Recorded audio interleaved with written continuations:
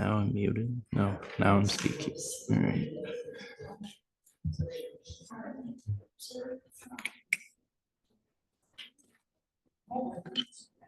I hope this is picking out as.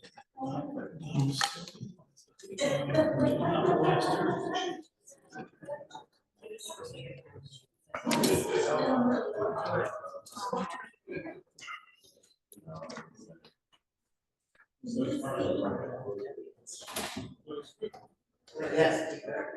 This is the last thing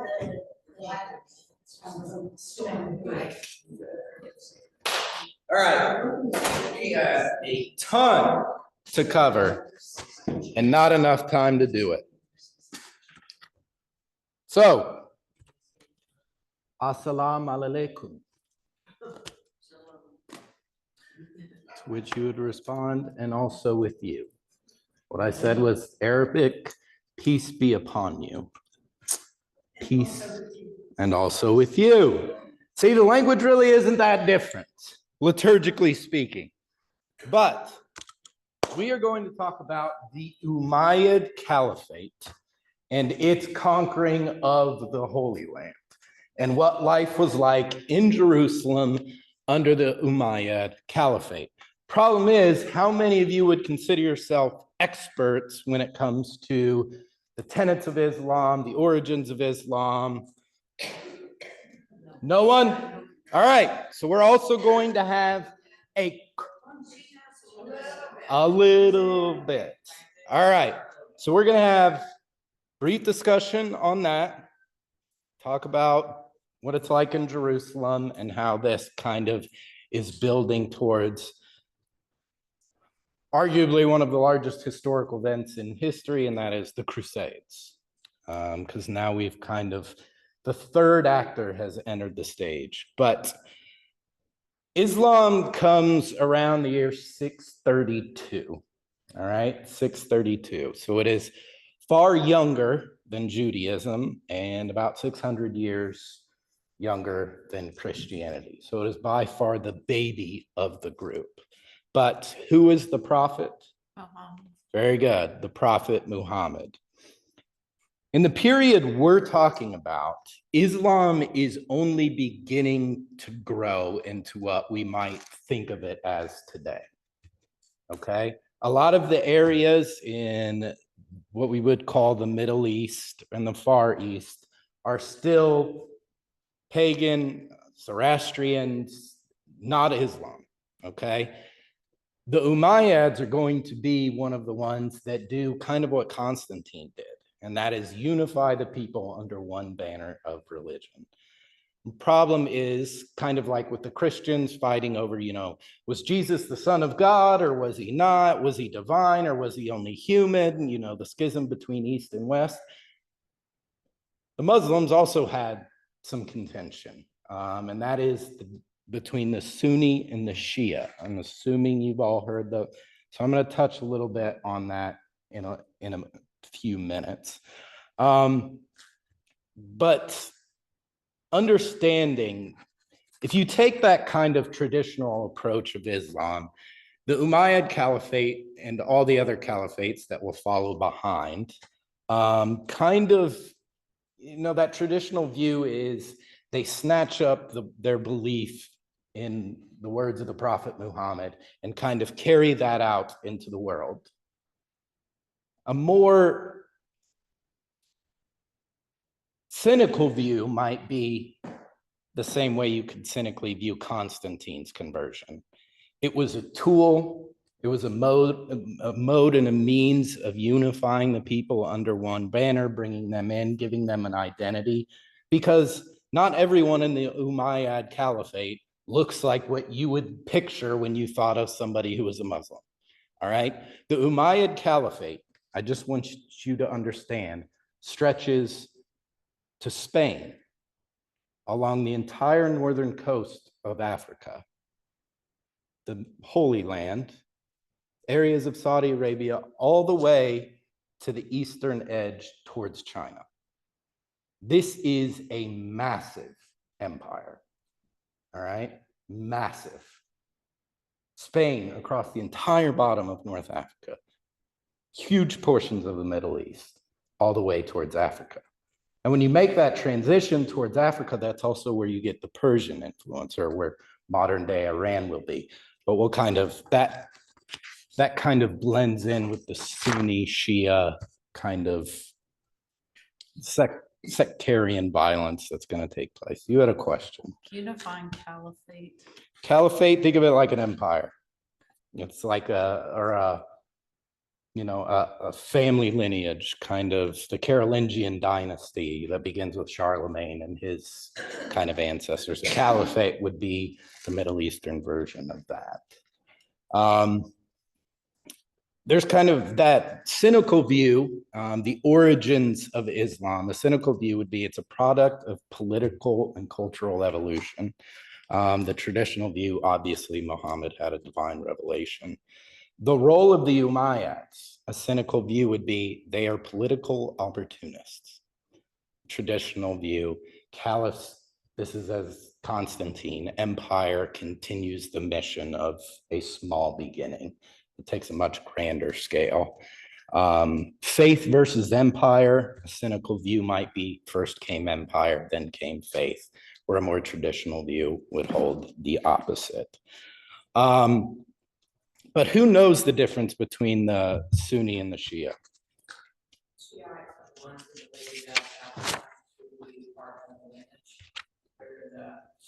Not that you can choose the leader.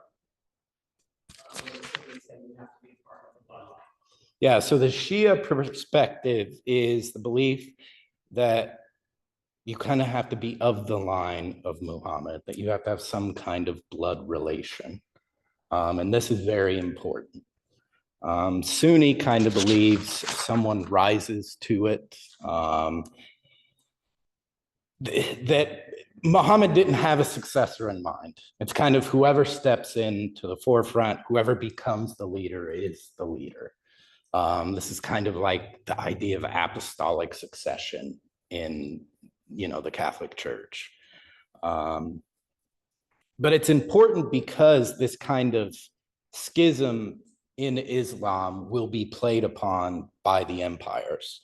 The Umayyads will be replaced by the Abbasids, who will use kind of this Sunni Shia conflict as a way of chipping away at Umayyad power and authority to replace them.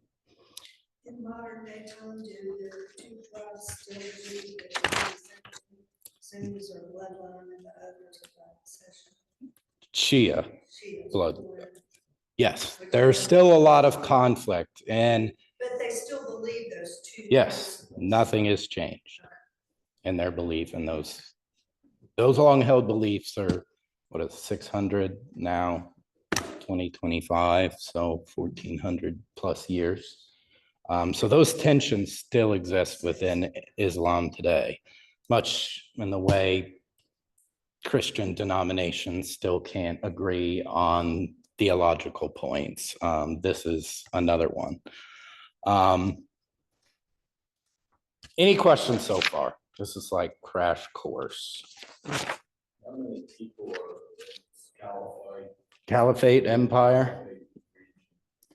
It's now the largest empire in that kind of West Asian, kind of European, kind of the Mediterranean realm of influence, which had once been the Roman Empire, if that makes sense.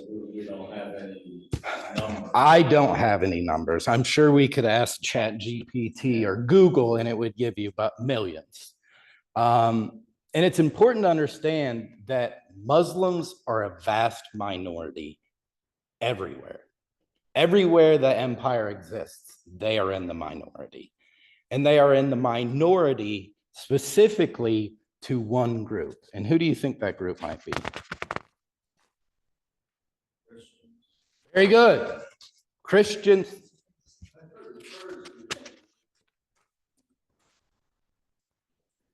We'll talk about that as we make our way more and more towards modernity. They'll pop up more, but yes, there is tension there as well.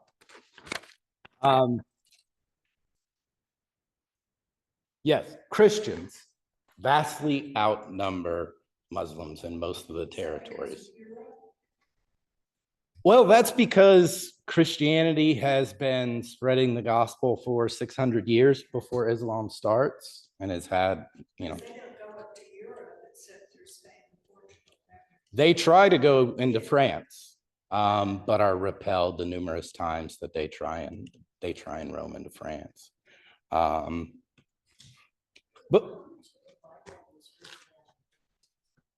how much of the Bible? The Bible as we know it or have it is all of those manuscripts exist. At this time. Yes. So the people had access to the Christian. Well, they couldn't read it. And most of it was in high-end. I mean, you can't think of common people reading the Bible until the Reformation. Yeah. I mean, that's another 1,000 years before people will begin to read scripture on their own, because it will finally be in a language they themselves can understand. Because unless you spoke Latin or Common Greek for this almost entire period of time, you would not have been able to read it. So this kind of sets the stage. The Umayyads are based in Damascus in Syria. So if you know your geography, that's just kind of north of modern day Israel. And that's where their home base is. So spreading down towards Israel is fairly natural. So in the year of 636, so just 4 years after the Prophet Muhammad, the birth of Islam, the Umayyads conquer Jerusalem. Well, they start their war in 638, totally conquer it. How do you think this transition goes? What? Why? What do you think would happen? Well, there's definitely war and battle.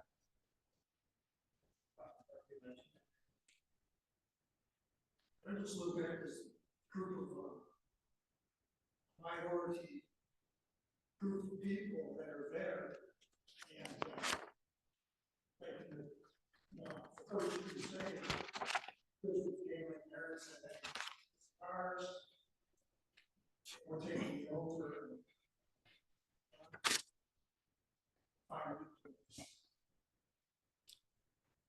Surprisingly, actually, I shouldn't say surprisingly, the Umayyad Caliphate and Muslims are surprisingly accepting of Christians and Jews.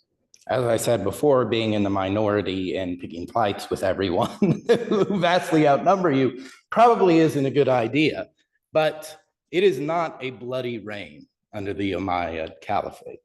They refer to Christians and Jews as, does anybody know in English? People of the book. So Muslims consider themselves, Christians and Jews, as children of the book. Why do you think that is?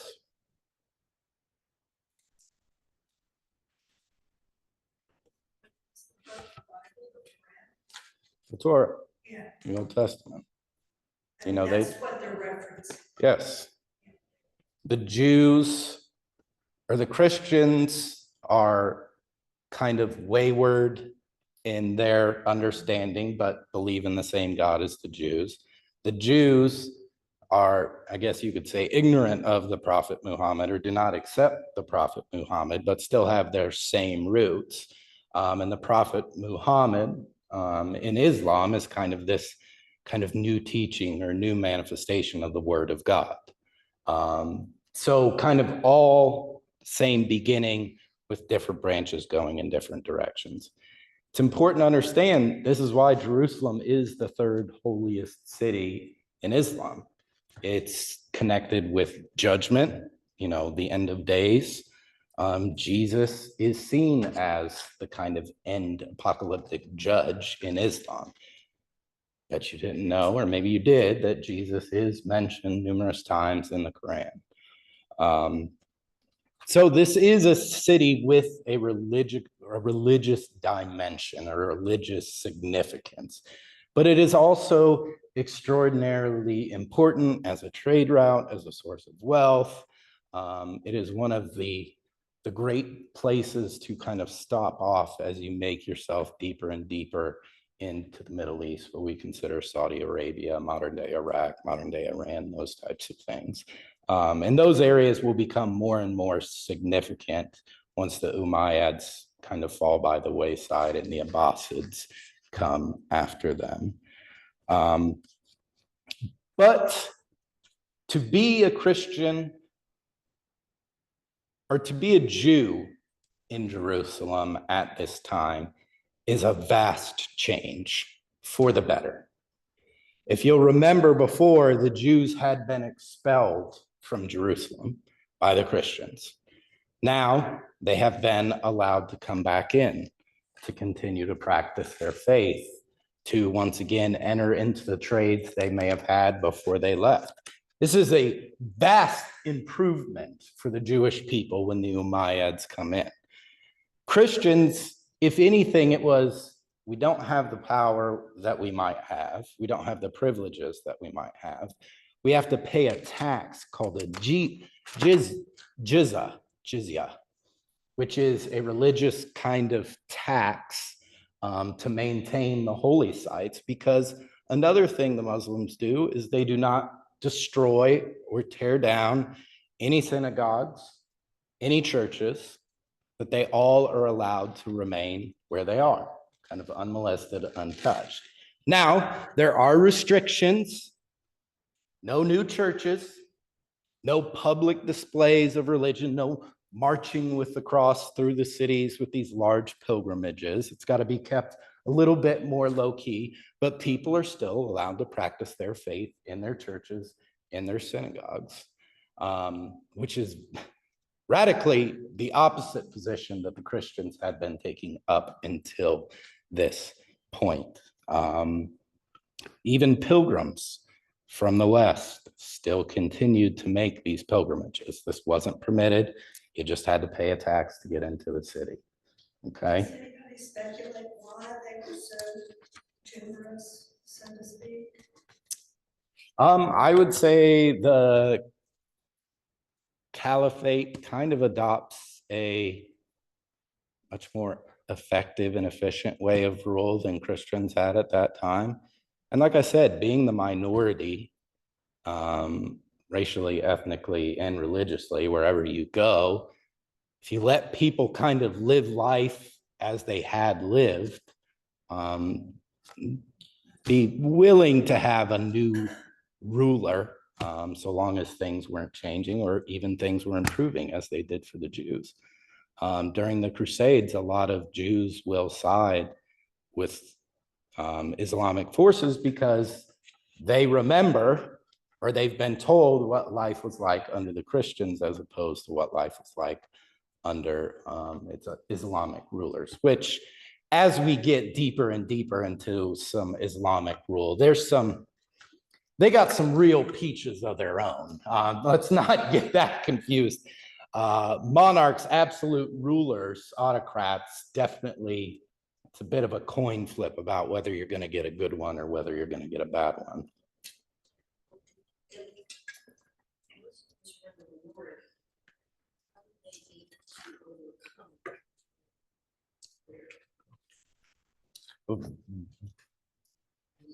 Military superiority. I mean, they still had a very large, inefficient army, much more than the Christians could put together. Constantinople at this point is losing territory, it seems, day by day almost. They have issues with people to the north of them. They have now rising powers in the Middle East that are challenging them. I mean, the Umayyad Caliphate will do its best, attacks Constantinople 3 different times, but is repelled each time. But it's very hard for the Eastern Roman Empire, Constantinople, to really muster any type of real defense to keep Jerusalem, which is why we think of the Crusades. It's essentially a plea from the Eastern Emperor that's kind of picked up by Pope Urban II to rally all of the Western Christians from France, England, you know, all the middle northern kingdoms to kind of come to the aid and reclaim the Holy Land. I have a question. Shoot. Where basically is the Eastern Roman Empire split off from the Western? I mean, I only learned it, I never heard of the Eastern and the Western until recently. so think of the Eastern Roman Empire as being based in modern day Turkey. That's its center of power, whereas Rome's center of power was in Italy. But the transition of power had been moving east towards Constantinople, because Constantinople is a much nicer city, much closer to where wealth and trade are. And the city itself, Constantinople, is the most heavily fortified, almost unconquerable city in the entire world. The amount of people who try and conquer Constantinople and fail is a very, very long list, as opposed to Rome, which seems to be getting sacked every year or so at the, you know, towards the end. Rome was pretty defenseless for the longest time because of the northern Germanic tribes. Other questions? Or shall we continue? Where was I? So importantly, what is built at this time? Anybody want to take a guess? Dome of the Rock, and that is built to house the rock that is very significant. And why is it significant? Yes, Muhammad flew through the sky, touched his foot upon this rock in Jerusalem, and was whisked away. This is part of the reason why the city is holy, but this is this is why the Dome of the Rock is built where it is. Now, why will this be a problem as we move towards today? Because where is this built? It's built on the Temple Mount. You have the Wailing Wall, which is the only standing structure left from the temple that was destroyed. But on top of that Wailing Wall is the Dome of the Rock.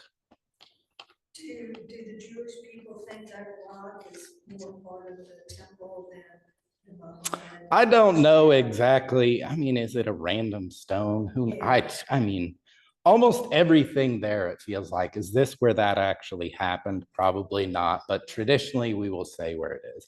I mean, it's highly unlikely the Church of the Holy Sepulchre is built in the exact place that Jesus was crucified, in the exact place Jesus was buried. I'd actually say almost without reservation, that is not at all true. It's just the traditional site where they chose. It's holy because we want it to be, or, you know, it is the same way our church, it's the same way our home church is a holy place. Going there, it is kind of a surreal, even though, you know, well, this probably didn't happen there, to be there in that place that's had so much time, effort, and resources put into it. I mean, it is a beautiful, I would say a majestic place, but it is extraordinarily unlikely any of those things actually happened where they were built. Like I said before, almost everywhere you go there, they'll be like, this is the place they thought Jesus broke bread and caught fishes with his disciples after he was resurrected. I was like, and how do we know that? You know, it's just kind of, this is the traditional place, and we built a church here. And that's part of the Christian expansion into the Holy Land is we have resources, let's build churches. So trying to find these places where traditionally believe these things took place. Even though the church built there on the Sea of Galilee, though very small, is extraordinarily beautiful. I haven't been able to find a picture of it in the 780 photos I took while I was there. But I am still looking.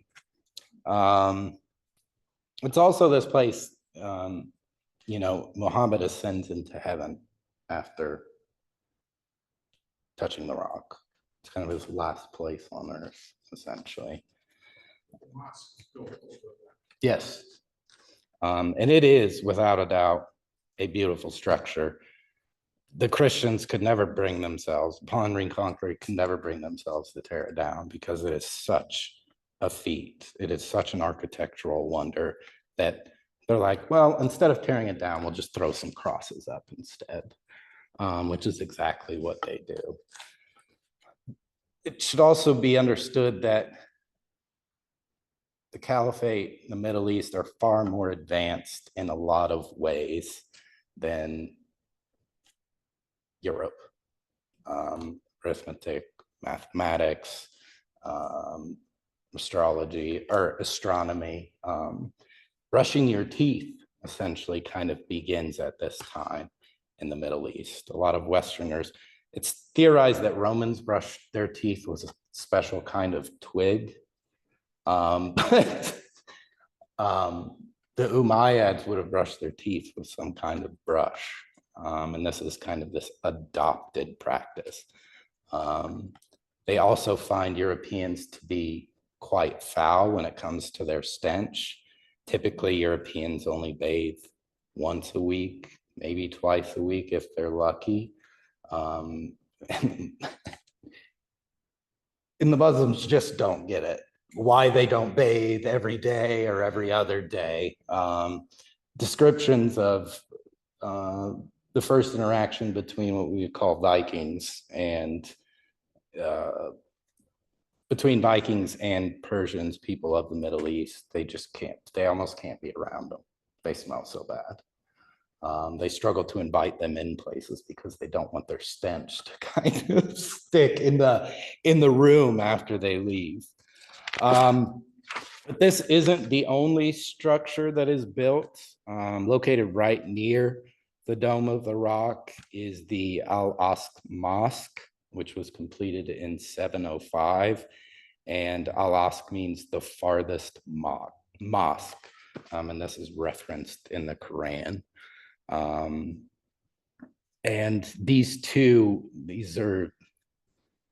upon these two things being built, I think it's important for us to internalize that now there is a deep investment in what Jerusalem means to the Islamic people, that it becomes even more important, that it is becoming an established home with religious significance to the Islamic people. So not only with the conquering, but with kind of building your tradition here in the holy city, now they are invested.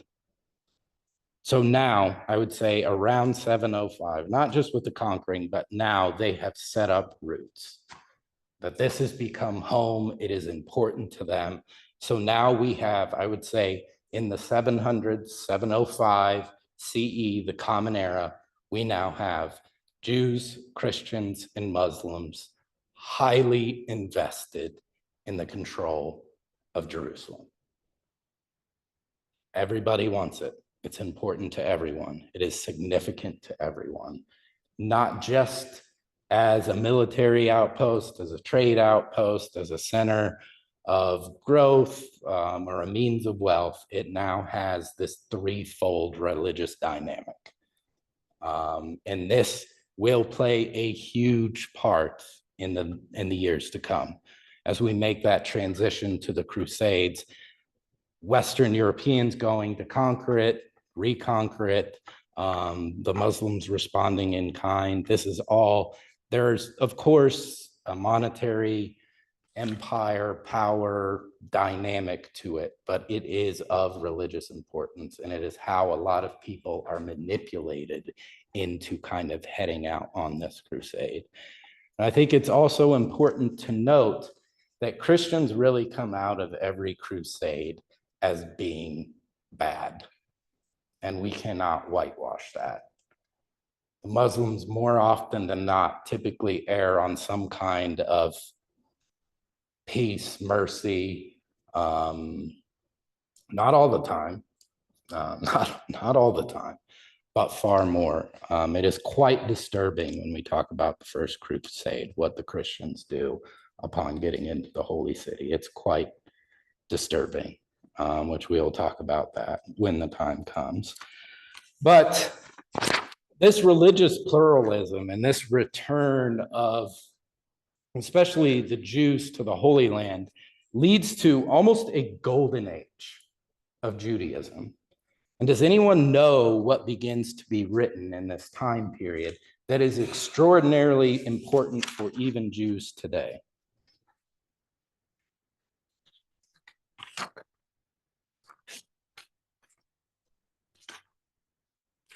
Any of you ever heard of the Talmud?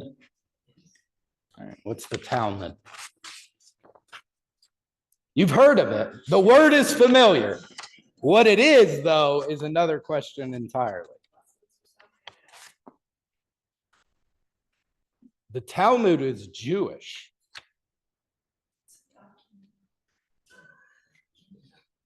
It's kind of their teachings, isn't it? It is an interpretation. It is a theological understanding and commentary on the holy texts in Judaism.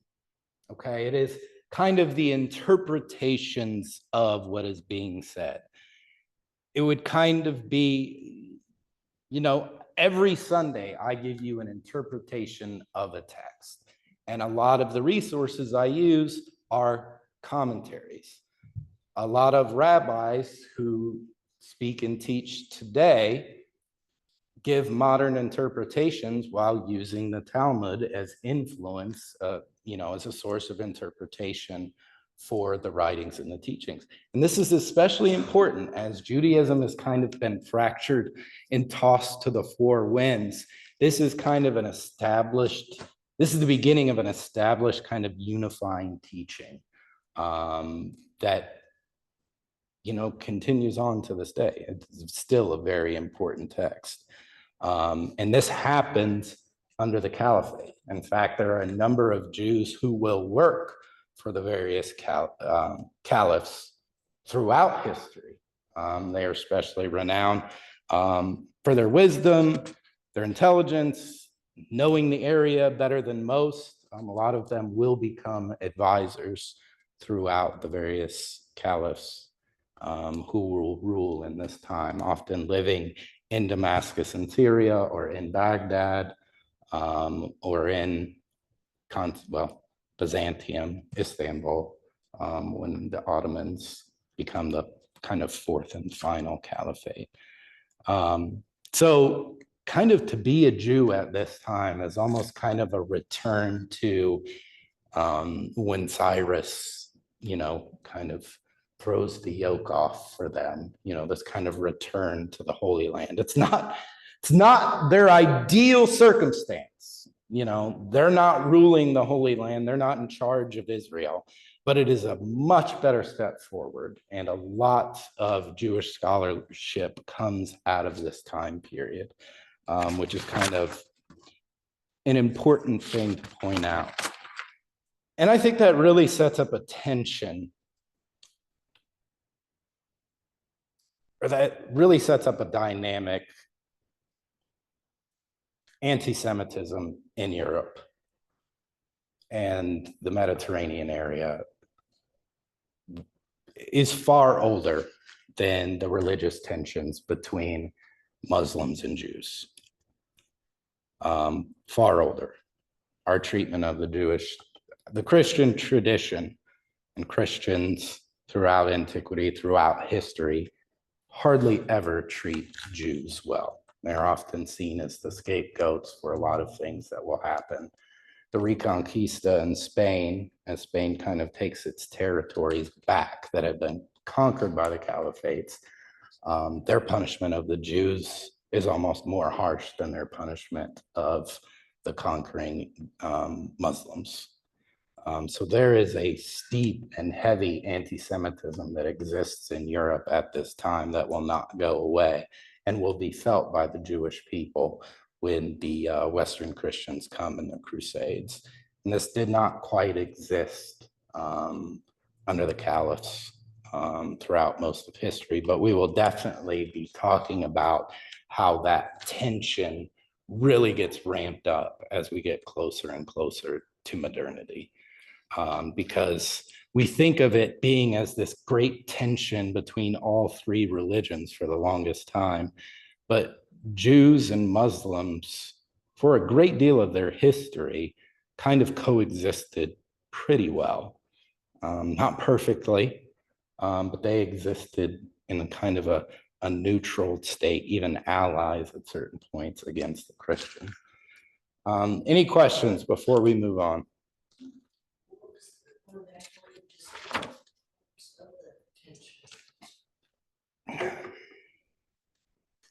Correct. What tension?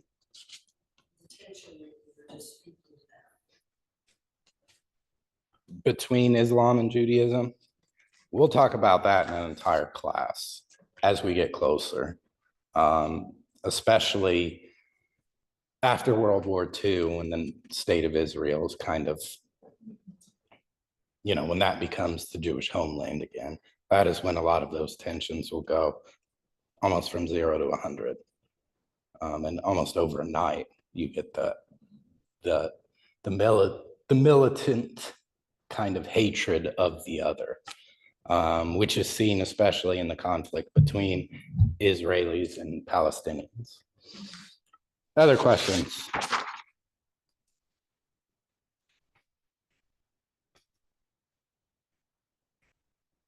No? Am I going too fast? Are you not getting what I'm saying? Okay. You're hearing half. So do I need to speak louder?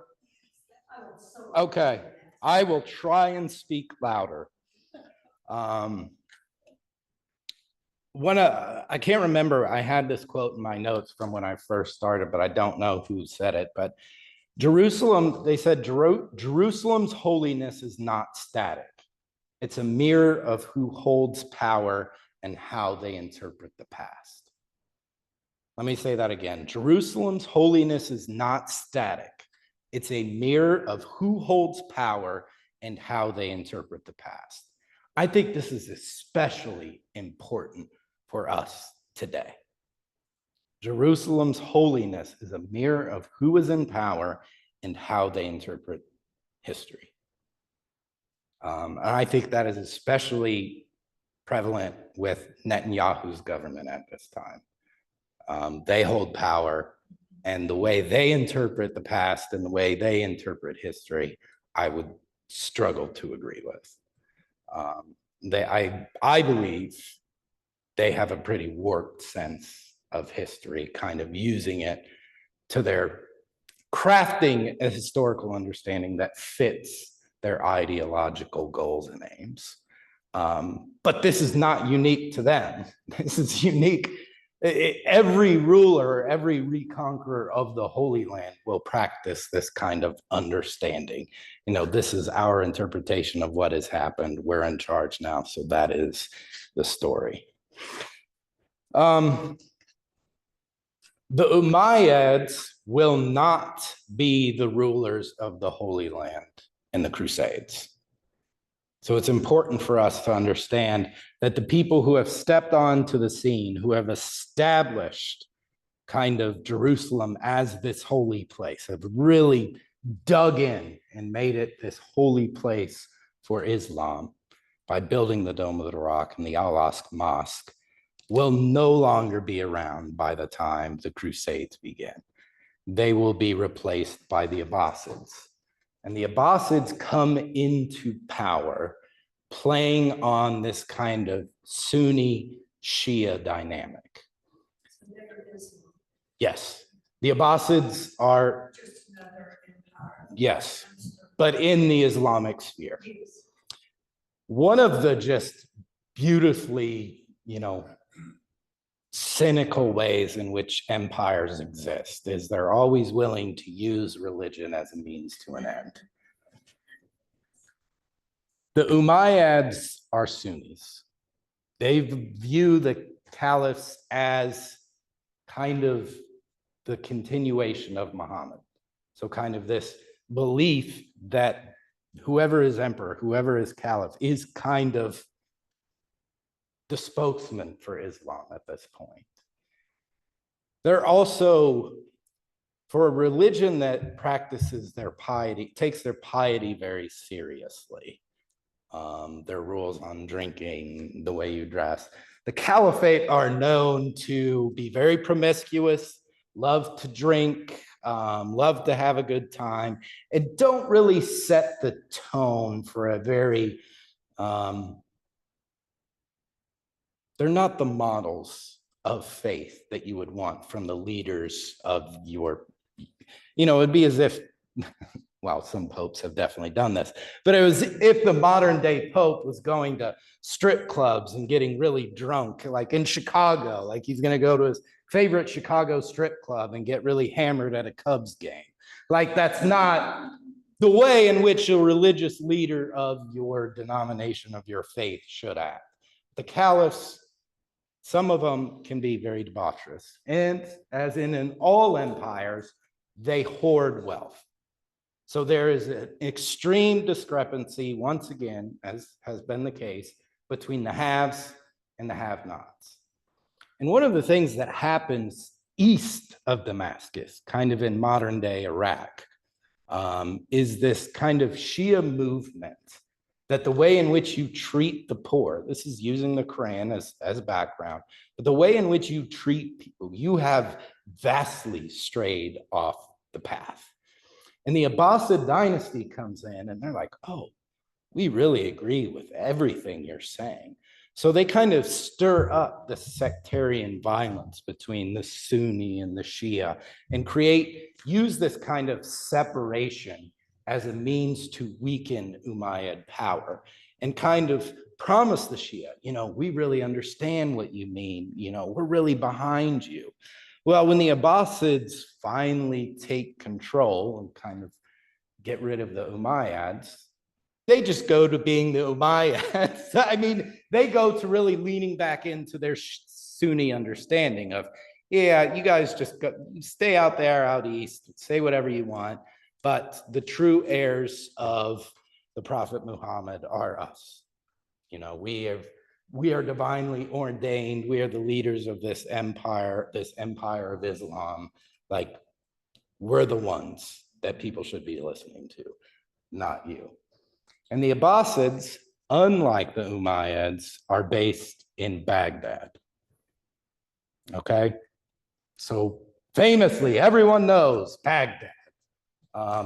At this point, during this transition, Baghdad becomes kind of the center of wealth in the entire world under the Abbasids. The most beautiful city in all of the world, kind of this center of trade. Does anyone know why a Middle Eastern city might be so important?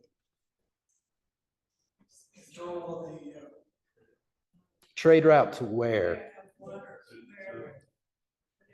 China. Very good. China has a lot of things that people in Europe really like to have. And to be able to control that kind of the Silk Road from China through the Middle East, through Constantinople and into Europe. This is why this trade route is so important. This is why Baghdad becomes so wealthy, because it is like this major trade center between Europe and China. One that will exist almost until the 16 to 1700s when, British naval vessels, Portuguese, Spain's figure out how to sail literally to the opposite ends of the earth in order to set up these trade routes. But for the longest time, kind of relied on whoever was in the control of the Middle East at that time as kind of the benefactors, the ones who would secure trade routes for them. And the Chinese trusted the ones they interacted with most, which would have been the caliphates and those who kind of controlled those trade routes. They didn't have much dealings with Europeans. They just kind of received their goods. But it isn't even the Abbasids who will be in charge when the Crusades begin. That'll be the Seljuk Turks. And we will talk more about them in our next class, but they are Sunni Muslims, which we would consider from modern day Central Asia, kind of Turkey. They take Baghdad in 1055. Does anyone know when the First Crusade starts? 1090. Group of Eastern Christians that push towards Jerusalem and are trying to get the Muslims out of Jerusalem. The first crusade went the other way. The Muslims were not Christians, and they were still in control of it. And then the second, third, the Christians pretty much took it over. And this begins probably about 40 years after the Seljuk Turks kind of come into power. So one of the interesting things about this time period is that there's this other faction called the Umayyads, who are Shiite. And it is the Seljuk Turks from what we would consider modern day Turkey, who kind of come in and kind of reconquer what was lost by the Abbasids. The Abbasids are reinstated, but the Caliph is given control only over religion. And it will become the Seljuk Sultans. We've all heard that word before, haven't we? Sultans. It'll be the Seljuk Turk Sultans who will hold military and religious authorities. So this is another dynamic that becomes extraordinarily important, this kind of division of power. You have a religious authority, and then you have a political and military authority. And this is best seen, I would say, recently in Iran. And that division existed between, does anybody know their names? Does anyone know the religious leader's name of Iran? Khomeini, the Ayatollah Khomeini. He would have religious authority, which was a strong tool or a strong means of wielding power and authority. But there's also the president of Iran, who would be in charge of the military and the economic growth and stability of the nation. And these two kind of work in tandem. They both have a significant influence, but they definitely both have their own spheres of influence. And this will be kind of a source of tension, will be some of the reasons why the Crusades continue the ways in which they do. This kind of division of power in the caliphates and in these Eastern or Middle Eastern empires. And with this kind of infighting and these civil wars and all these tensions in the Middle East, the Eastern Roman Empire, the Byzantines, will notice this as an opportunity to reclaim the Holy Land. They will see everything that has been happening and think now is as good a time as any for us to get back what we have lost. The problem is, with their dwindling empire, they lack the military capabilities to do so. So what do? We are making our transition towards the First Crusade.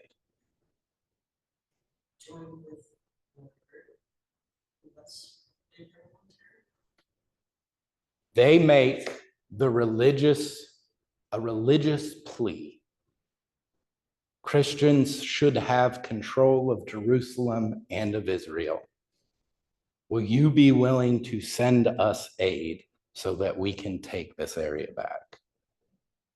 And it is after the first Western Christians step foot into Constantinople that the emperor immediately regrets doing this. immediately, because these Western Christians are a whole different animal.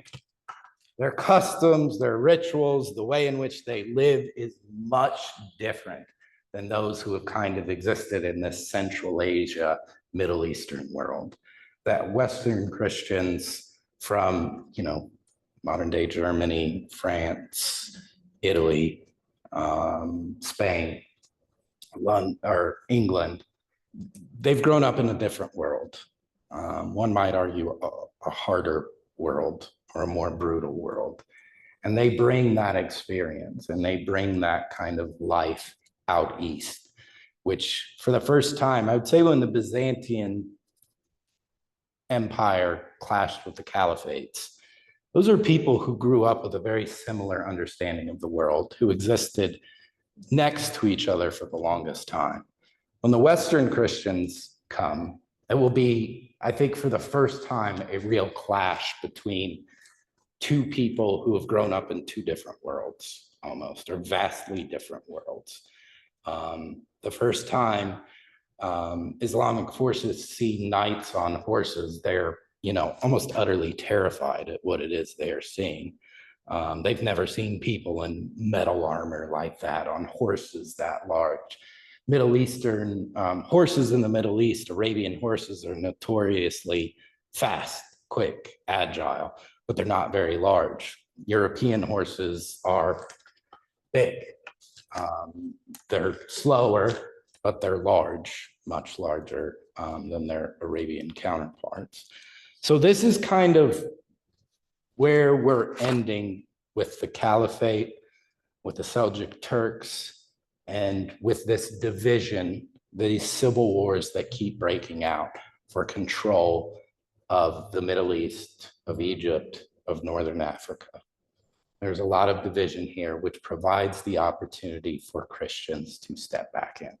And that's between the Shiites and That's a religious conflict between Shiites and Sunnis.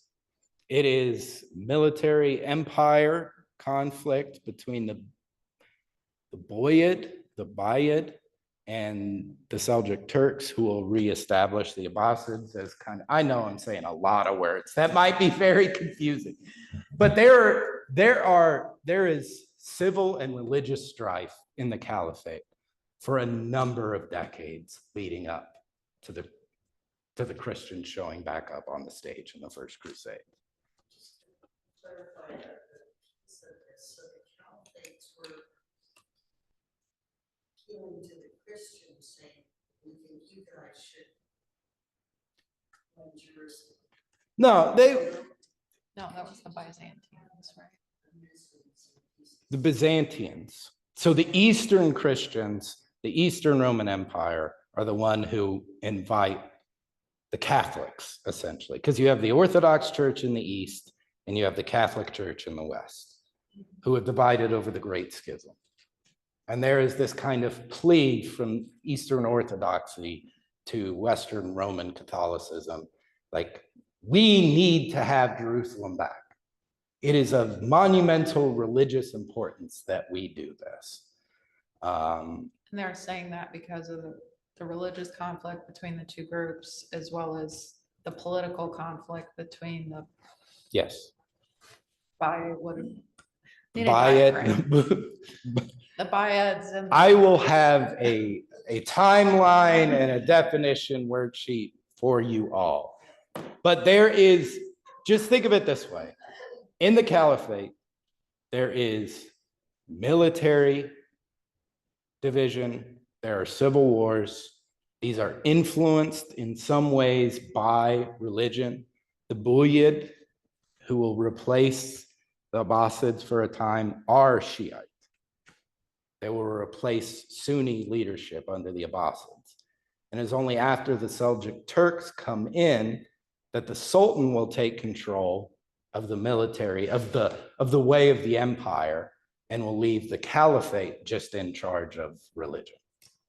Okay? So as we enter the Crusades, the Turks, the Ottoman Turks, who we think of, the Turkish people, are now in control of this great vast empire, militarily speaking. The caliphate is in charge of the religious dynamics within that sphere of empire, okay? Just as the same way that the Pope is the head of Catholicism in the West, but there are various different kings. So what time period are we talking about here? The conquering of Jerusalem happens in 638. The Crusades don't start until 1090, essentially. Yeah, 1096 is when the Crusades kind of first happened. We're talking 600 to 11. We're talking about 450 to 500 years that there's all this kind of infighting. But there's a lot going on in Europe that kind of prevents Europeans from being able to kind of head out east on some half-cocked plan to reconquer the Holy Land. Like, that is not something Europeans would have been able to do almost until the 1090s. But the stage is set. All three see Jerusalem as having significant religious importance. And there isn't a king or an emperor or a caliph or a sultan who doesn't see the economic value in owning this territory. And as we kind of approach it, the people who had been in control for almost 500 years can't stop fighting for control over who's in control of the empire. And while they're doing this, the Christians will step onto the stage and will once again return. So our next class in person will be on the Crusades. I had originally planned on wrapping up all the Crusades in one class. I don't think that will happen. We'll probably do the first and begin the second, and then do the second and the third. So this will probably be a two-part class, because I think to truly understand what is going on today, you really have to understand like religious warfare. Like, this is the institution of religious warfare. You know, we think of jihad today, you know, after 9/11, this idea of jihad. We could say that the Christian idea of terrorism begins with the Crusades, this extreme militant violence on behalf of one's faith and one's religion. And the excuses that were given, essentially, to soldiers: you can do whatever you need to do, whatever you want, because if you make it to Jerusalem and reclaim it, all your sins are going to be forgiven. So in some ways, giving soldiers that kind of bandwidth to kind of behave and act however you want will lead to kind of catastrophic consequences for those who get in the way of the Christian kings who head out there. And some of the most titanic figures in history will kind of enter the stage. Who are some names that you can think of?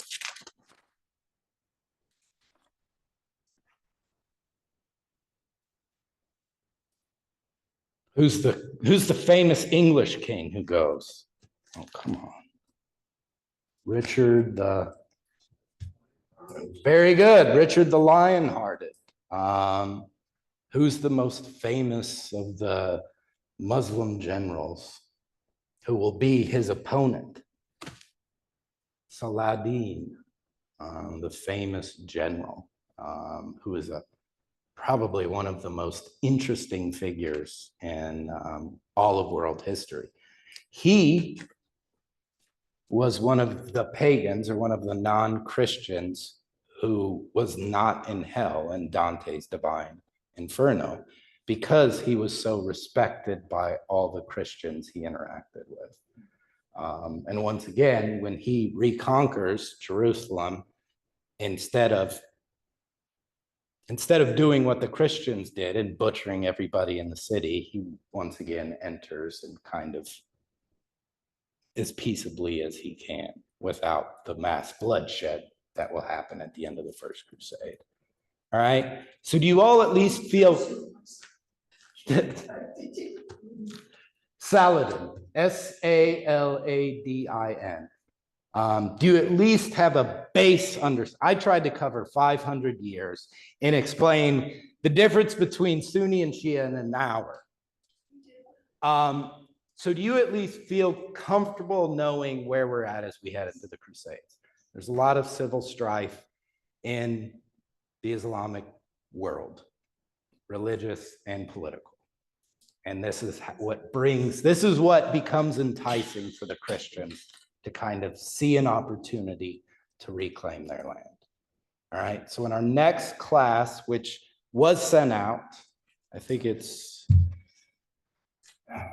the end of the month, whatever day that is, 28th. 28th, 29th then. We will talk about the first and second crusade, or begin the second. The second will probably take up some of the biggest time. Any questions before we end today? Before that next class, I am going to give you a cheat sheet on what we discussed today to kind of provide you the context needed. So I'll kind of give you a brief rehash of kind of the end of the caliphate and the Turks as we head into 1090, the 1090s when the crusade starts back up. All right.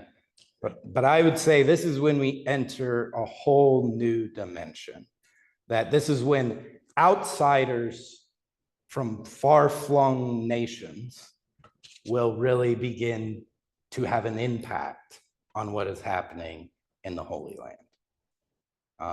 And this will continue to be the case even today.